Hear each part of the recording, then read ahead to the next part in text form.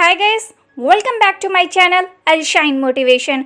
Guys, जैसा कि आप सबने थंबनेल में रीड कर ही लिया होगा कि ये वर्ल्ड की सबसे फेमस स्पीच है डॉक्टर एपीजे अब्दुल कलाम साहब की।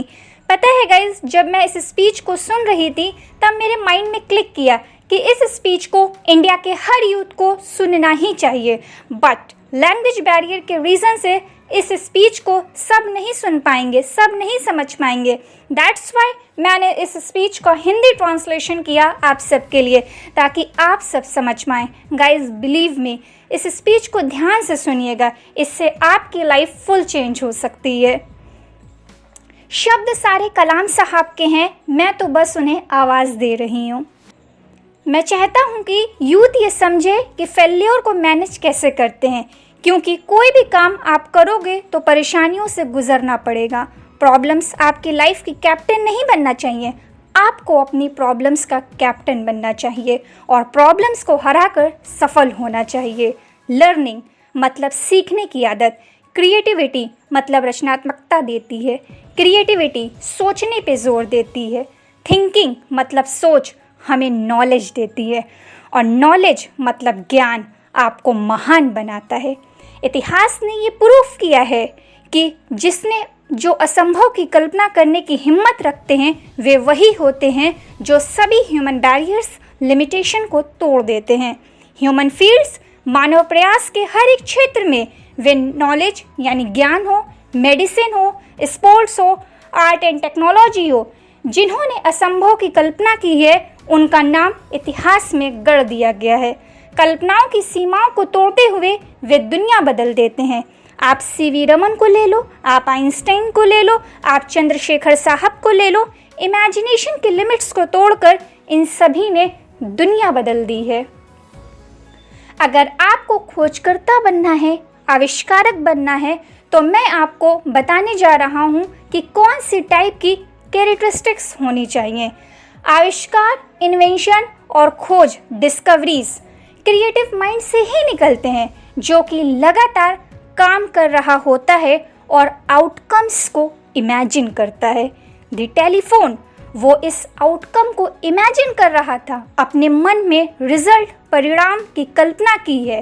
कल्पना और लगातार मेहनत करने से पूरे यूनिवर्स, ब्रह्मांड की ताकत उस इंस्पायरिंग माइंड के लिए काम करती है और आविष्कारें और खोजें होती हैं। जीवन में सफल होने के लिए मैं पहले ही बता चुका हूँ कि आप सभी को 4 चीज़ें चाहिए।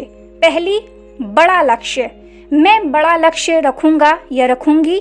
दूसरा, मैं लगातार ज्ञान को प्राप्त करूँगा या करूँगी। तीसरा, मैं कठिन परिश्रम करूँगा या करूँगी। चौथा, मैं दृढ़ रहूँगा या रहूँगी। यही मंत्र है। आपको पता है, मेरे एक टीचर थे जब मैं छोटा था, दूसरा विश्व युद्ध चल रहा था। उस समय मैं अपनी क्लास को देखता था कि 5th क्लास के टीचर, साइंस के टीचर, वो क्लास में आते थे तो आप उनमें ज्ञान की किरणें देख सकते थे। जब वो क्लास में आते थे मेरे टीचर, मैं उनके अंदर जीवन की शुद्धता को देख पाता था और जिस तरीके से वो पढ़ाते थे मेरे सपने ने आकार ले लिया। मेरे जीवन का रास्ता क्या होना चाहिए, मेरे टीचर ही वो इंसान थे जिन्होंने मेरे जीवन का लक्ष्य बताया जब मैं छोटा बच्चा था। एक टीचर फैंटास्टिक अपॉर्चुनिटी को पता है किसी के भी दिमाग में ग्रो करने का, उसमें इंटरेस्ट डालने का, उन्हें सपने देने का और उनके साथ सपनों को आगे बढ़ाने का, और उसके बाद वो एक महान इंसान बनेंगे। कई बार तो आपसे भी अच्छे बन जाते हैं। सो ये अपॉर्चुनिटी आपके पास ही होती है। मुझे लगता है कि एक राष्ट्रपति को हमेशा लोगों के साथ टच में रहना चाहिए। मैं ये फील करता हूँ कि मैं जब भी कुछ देता हूँ तो मैं बहुत खुश होता हूँ। आपको भी ये ट्राई करना चाहिए।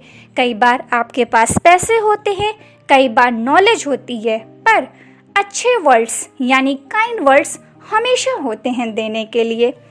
मैं पर्सनली ये बिलीव करता हूँ कि आपके पास ड्रीम यानी सपना ज़रूर होना चाहिए, हार्डवर्क करना चाहिए और दृढ़ रहना चाहिए। आपको नॉलेज प्राप्त करते रहना चाहिए मुश्किलों से डरेंगे नहीं। मैंने मिलियन यूथ से क्या सीखा है कि हर एक यूथ यूनिक बनना चाहता है, मतलब कि आप सभी यूनिक बनना चाहते हैं।